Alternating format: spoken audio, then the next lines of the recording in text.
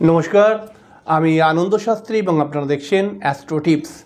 আজকে আমরা খুব গুরুত্বপূর্ণ বিষয় নিয়ে আলোচনা করব। আজকে আমাদের আলোচনা মেষ রাশির বিষয়কে নিয়ে, অর্থাৎ মেষ রাশির মনের ইচ্ছাগুলো পূরণ হবেই হবে এই জুন মাস থেকে। তাই আপনি যদি মেষ রাশির ব্যক্তি হন তাহলে অবশ্যই একটু ধৈর্য সহকারে অনুষ্ঠানটিকে দেখুন। এবং কেন আমি এই ধরনের কথা বলছি, আপনারা হয়তো এই ধরনের কথা আগেও অনেক শুনেছেন, কিন্তু আমি যখন আমি যেভাবে বিশ্লেষণ করব সেখানে আমি টু দ্য পয়েন্ট আপনাকে বোঝাবো যে এই কথাটা আমি কেন বলছি। অবশ্যই আমরা অনুষ্ঠানের মধ্যে চলে আসবো। অনুষ্ঠানে আসার পূর্বে প্রত্যেকবার যে কথাটি বলে থাকি, আপনারা অবশ্যই আমার এই ছোট্ট চ্যানেলটিকে সাবস্ক্রাইব করে বেল আইকনটাকে ক্লিক করে দেবেন। অবশ্যই সাবস্ক্রাইব করে পাশে থাকার চেষ্টা করবেন। সরাসরি অনুষ্ঠানে চলে আসবো। মেষ রাশির ব্যক্তিরা কেমন ধরনের হয়, মেষ রাশির জীবন কেমন ধরনের হয়, মেষ রাশির অনেক রকম দৃষ্টিভঙ্গি থেকে মেষ রাশির বহু অনুষ্ঠানই আমি করেছি। তবে আজকের অনুষ্ঠানের মধ্যে সেই সব কথা বলে আমি সময়কে নষ্ট করব না।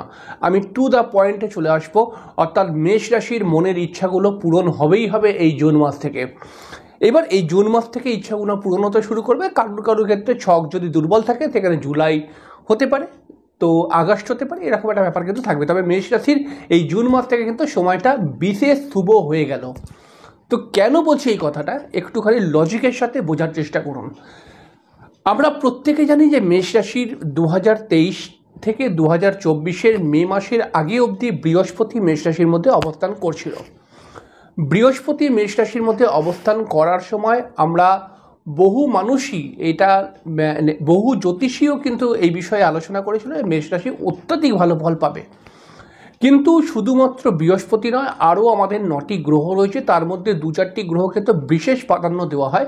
সেই গ্রহগুলোর অবস্থাও আমাদেরকে দেখতে হতো, কারণ রাহু ছিল মেষ রাশির দ্বাদশ ঘরের মধ্যে, মেষ রাশির ষষ্ঠ ভাবের মধ্যে কেতু ছিল, মেষ রাশির একাদশ ঘরের মধ্যে শনি ছিল, বা এখনও আছে। কিন্তু এই যে বিষয়গুলো ছিল 2023 থেকে এই 2024 মেয়ের আগে অবধি, তো এই ব্যাপারগুলো, এই বিষয়গুলো যারা 2023 মেষ রাশির ব্যক্তি যারা লাভ ওঠাতে পারেনি, তাদের জন্য কিন্তু এই 2024 জুন থেকে আবার একটি মহা বড় সুযোগ কিন্তু চলে আসছে।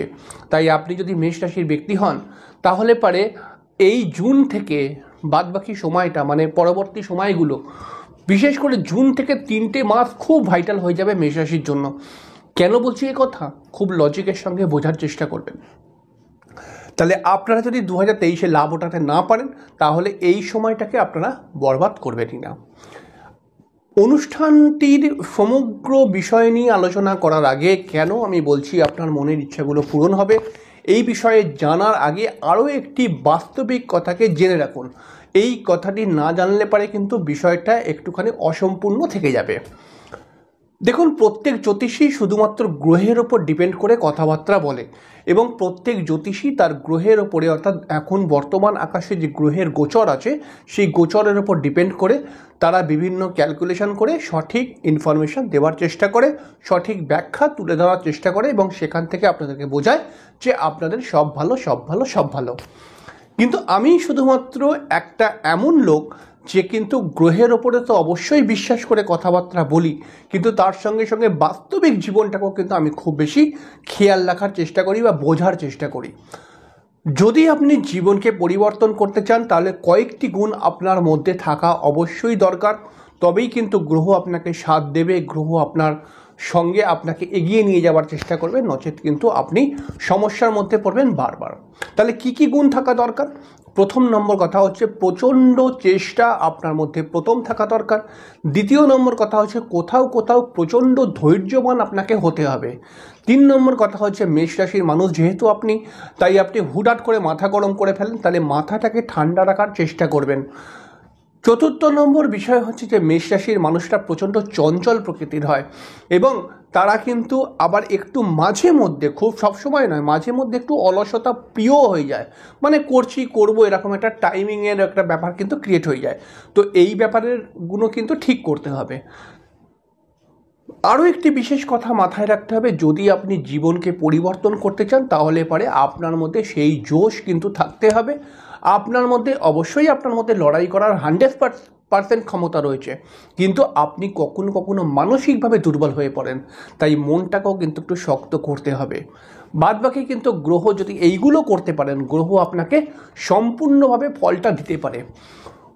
আমি অনুষ্ঠান করি, বহু রাশির অনুষ্ঠান করি, বহু রাশির অনুষ্ঠান করলে পারে বহু রাশির অনুষ্ঠান আপনি নিজে চলে যান, যে কোনো অনুষ্ঠান আপনার দেখুন, আমার যে কোনো অনুষ্ঠান ইউটিউবের মধ্যে গিয়ে দেখুন এবং তার কমেন্ট বক্সটাকে দেখুন, প্রত্যেকে লিখছে আপনি যা বলছেন ঠিক বলছেন, যা বলছেন ভালো বলছেন, যা বলছেন একদম হুবহু মিলে গেছে।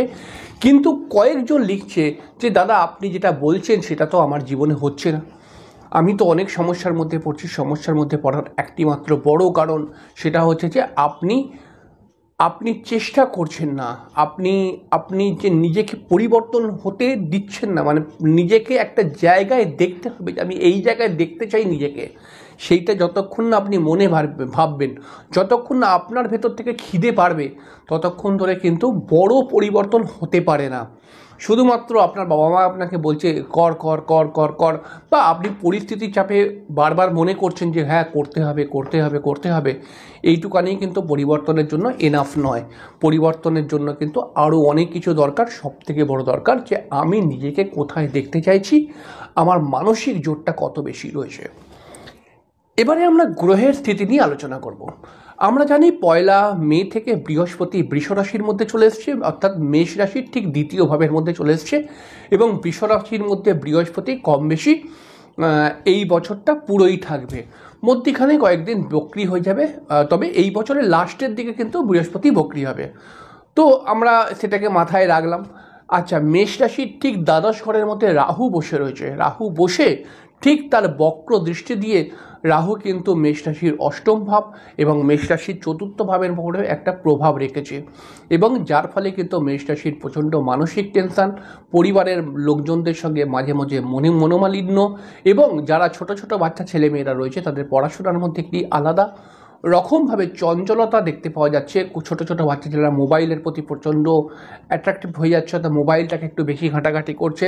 অনেক সময় বন্ধু বান্ধবের সঙ্গে কিন্তু বাদ বিতর্কতা লেগে যাচ্ছে। অনেক সময় মেষ রাশির ক্ষেত্রে দেখতেই পাওয়া যাচ্ছে যে তারা অনেক সময় কিন্তু বিভিন্ন কর্মের সমস্যাও কিন্তু ভুগছেন। কর্মের সমস্যা ভোগার একটি বড় কারণ হচ্ছে যে মেষ রাশির ঠিক একাদশ ঘরের মধ্যে শনি রয়েছে। এই একাদশ ঘরের মধ্যে শনি থাকলে পারে অবশ্যই এর দুটো ফল হয়। একটা হচ্ছে সবাই জানে বা বইতেও লেখা রয়েছে যে একাদশ ঘরে শনি তো নিজের ঘর, একাদশ ঘর, নিজের ঘরের মধ্যে শনি বসে থাকলে অবশ্যই 100% ভালো হয়। কিন্তু আমি আপনাকে 100% বলছি, পড়াশোনা করে বলছি, যে একাদশ ভাবের মধ্যে যেই গ্রহ থাকবে সেই গ্রহের কারকতা অনুসারে আপনি সমস্যায় পড়বেন। অর্থাৎ কারকতা মানে বুঝতে পারছেন, শনি হচ্ছে কর্মের কারক। তাহলে যারা জ্যোতিষকে কিছুটা জানে তারা হয়তো বুঝতে পারছে ব্যাপারটা। তাহলে শনি কর্মের কারক, কর্মকে নিয়ে আপনি সমস্যায় পড়বেন। বৃহস্পতি সন্তানের কারক, সন্তানকে নিয়ে আপনি সমস্যার মধ্যে পড়বেন। মঙ্গল হচ্ছে মেয়েদের জন্য পার্টনারের হাজব্যান্ডের কারক, তাহলে আপনি হাজব্যান্ডকে নিয়ে সমস্যায় পড়বেন। একাদশ ঘরে যেই গ্রহ থাকবে সেই গ্রহের কারকতা অনুসারে সমস্যা আসবেই আসবে। তো এটাও একটি দৃষ্টিভঙ্গি। তাহলে দেখুন, বৃহস্পতি সেকেন্ড হাউসে বসে মেষ রাশির কিন্তু ততটা ভালো ফল দিতে পারছিল না, কিন্তু একাধিক নেগেটিভ যোগও ক্রিয়েট হয়ে আছে। দ্বাদশ ঘরের মধ্যে রাহু অযথা ব্যয় করিয়ে দেওয়ার চেষ্টা করছে। ষষ্ঠ ঘরের মধ্যে কেতু অকারণে শত্রুতা বা আপনার যে কোনো কাজের ক্ষেত্রে বাধা, বা আপনার ক্ষেত্রে ছোটোখাটো শারীরিক সমস্যা বা একটা ডিপ্রেশন, এবং কিন্তু ষষ্ঠ ঘরের মধ্যে কেতু বসে যে কাজই আপনি করতে যাচ্ছেন সেই কাজটাকে লেট করিয়ে দেওয়ার চেষ্টা করছে। আবার যদি আমরা আরও ভালো করে দেখি তাহলে একাদশ ঘরের মধ্যে শনি কিন্তু আপনার কর্মের ক্ষেত্রে সমস্যা দিচ্ছে। আবার শনি কিন্তু একাদশ ঘরে বসে সরাসরিভাবে আপনার ঠিক পঞ্চম ঘরকে দেখছে। পঞ্চম ঘরকে দেখলে পারে শনি যখন পঞ্চম ঘরকে দেখে তখন আপনি প্ল্যান তো অনেক কিছু করছেন, কিন্তু আপনার প্ল্যানটা সাকসেস হতে চাইছে না। আপনি বিভিন্ন পারিবারিক সমস্যা, এবং আপনি যদি বয়স্ক হন তাহলে আপনার কিছু কিছু সময় সন্তানকে নিয়ে প্রবলেম চলে আসছে, সন্তানের জন্য টেনশন বাড়ছে। যে সমস্ত ছেলেমেয়েরা পড়াশোনা করছে তাদের পড়াশোনার ক্ষেত্রে বেশ কিছুটা সময় ফ্ল্যাকচুয়েশন ক্রিয়েট হয়ে যাচ্ছে।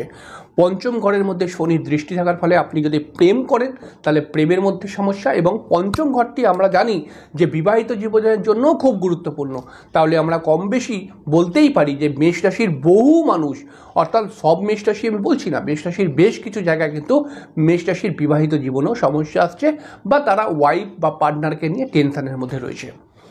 কিন্তু কেন বলছি যে এবার তো মানে সময় ঘুরছেই, অর্থাৎ আপনার মনের ইচ্ছা পূরণ হবেই হবে।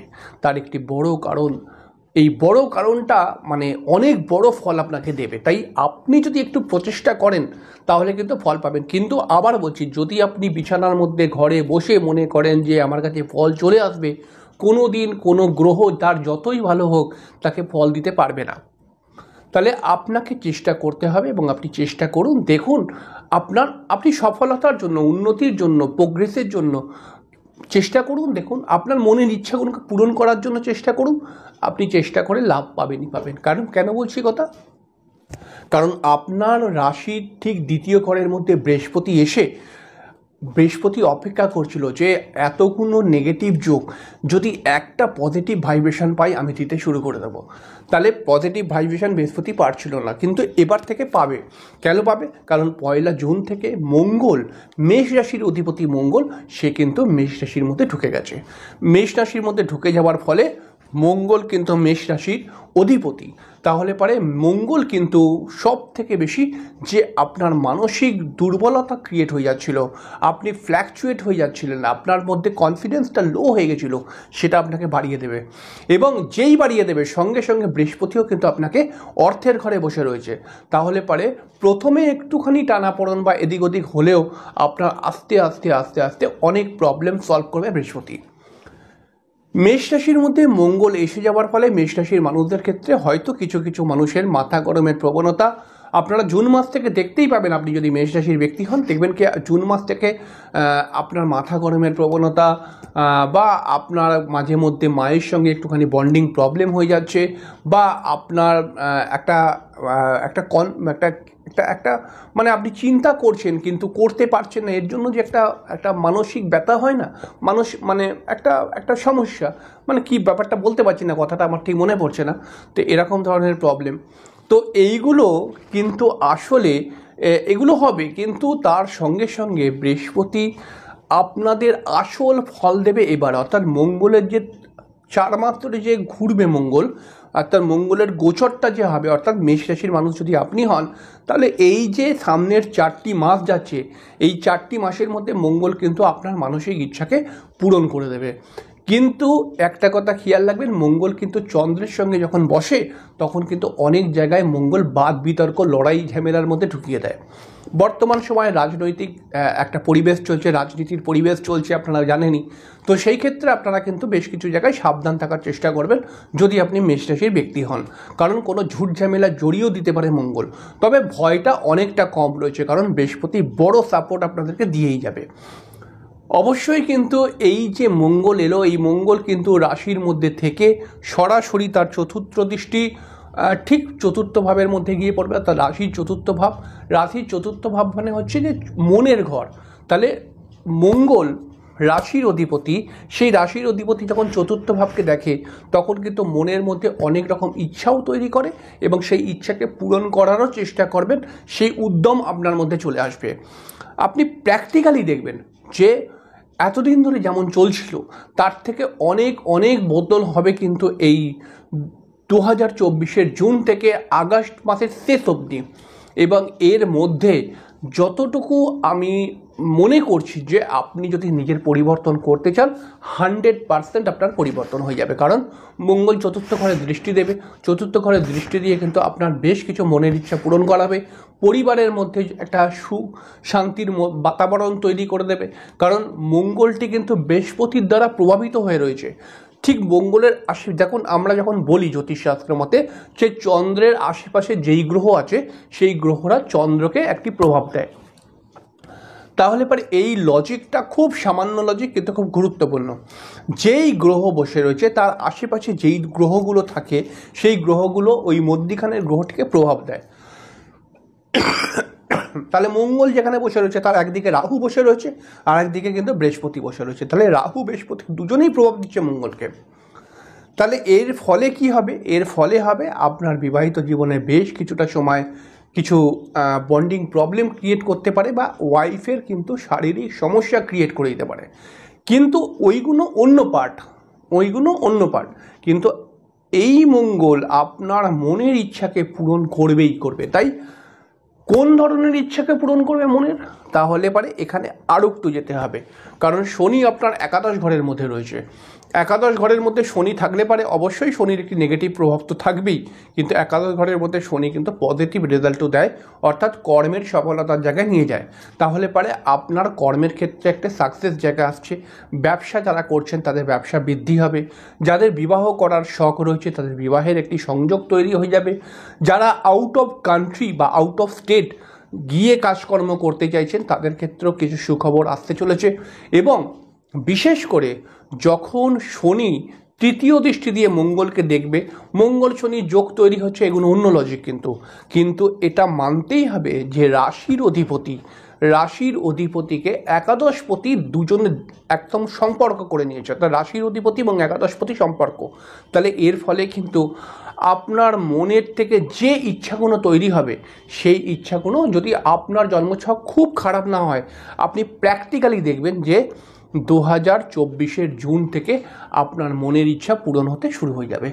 বহু মেষ রাশির ব্যক্তি বহু রকম সমস্যা নিয়ে আমার কাছে বহুবার এসছেন, এবং তারা অনেক রকম প্রশ্ন করেন যে দাদা আমি আসলে গেন কখন করব, আসলে আমি লাভটা কখন পাবো।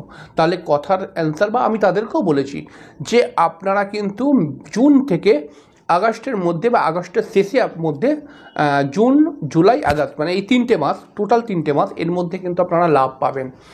এবার দেখুন মেষ রাশির বহু ব্যক্তিরা মানে একটু ধৈর্য হারিয়ে ফেলে, অনেক সময় এরকম দেখতে পাওয়া যায়। তাহলে পরে আপনি ধৈর্য হারাবেন না, আপনি একটুখানি ওয়েট করুন, আপনার কিন্তু সফলতা আসবে।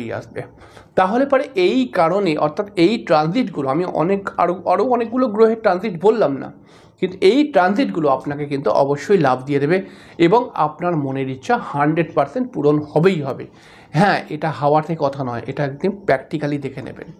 অনুষ্ঠানটি কেমন লাগলো অবশ্যই জানাবেন, অবশ্যই কমেন্টস করে জানাবেন। আপনার যদি অনুষ্ঠানটি ভালো লাগে তাহলে একটি অবশ্যই লাইক দেবেন, এবং চ্যানেলটিকে সাবস্ক্রাইব করে বেল আইকনটাকে ক্লিক করতে কিন্তু ভুলবেন না। আমার এটা রিকোয়েস্ট আপনার কাছে। যাই হোক।